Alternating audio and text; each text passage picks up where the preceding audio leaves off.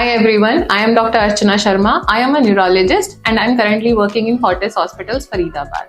Let's talk and break some myths about epilepsy today.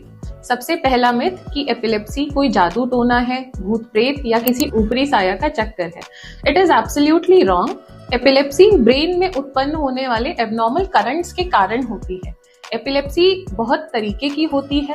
Epilepsy के जो symptoms होते हैं, आमतौर पर लोग ये मानते हैं कि हाथ पैर का अकड़ना और हाथ पैर का इस तरीके से झटके से हिलना, यही एपिलेप्सी है.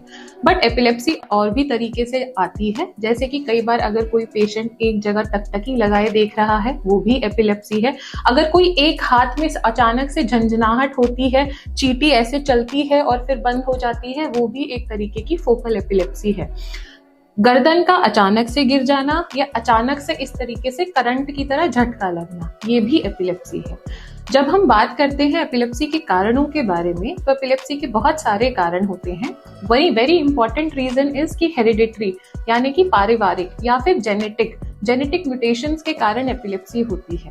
Second very important cause is कि ब्रेन में कोई इन्फेक्शन हो जाए, लाइक ब्रेन एब्सेस हो सकता है, मेनिंजाइटिस, एनकेफेलाइटिस. इनफैक्ट कभी ब्रेन के अंदर टीबी हो जाए या पत्ता गोभी के कीड़े की जो गांठ होती है, उसके इन्फेक्शन से भी एपिलेप्सी हो सकती है. उसके बाद अगर किसी को पुराने जमाने में कभी पहले स्ट्रोक हुआ हो या कोई पुरानी सर पे चोट लगी हो, इनसे भी एपिलेप्सी हो सकती है. ब्रेन में अगर बहुत सारे इलेक्ट्रोलाइट इम्बैलेंसेस हो, उसके कारण भी हो सकता है, जैसे शुगर, कैल्शियम या सोडियम का ऊपर नीचे होना. कई बार ऑटो इम्यून कारण भी होते हैं, जिसमें आपका शरीर आपका दुश्मन बन जाता है और आपकी बॉडी को ही अटैक करने लगता है. ये सारे कारण होते हैं एपिलेप्सी के.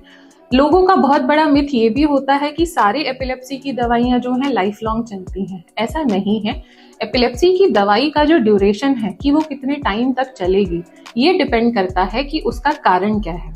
दूसरा बड़ा एक मिथ होता है लोगों का कि एपिलेप्सी खाने से, साथ बैठने से या छूने से फैलती है. ऐसा बिल्कुल नहीं है and it is absolutely wrong. लोगों का ये भी मिथ है कि एपिलेप्सी के जो लोग हैं जिनको ये एपिलेप्सी होती है, वो एक नॉर्मल लाइफ नहीं जी सकते हैं. It is again a wrong myth. Basically अगर किसी पेशेंट को एपिलेप्सी है, उसका अगर एडिक्वेट सही ट्रीटमेंट, सही दवाइयां रिलीजियसली वो ले रहा है, तो वो एक बिल्कुल नॉर्मल हेल्दी जीवन जी सकते हैं. अनदर मिथ इज कि एपिलेप्सी एक मेंटल इलनेस है.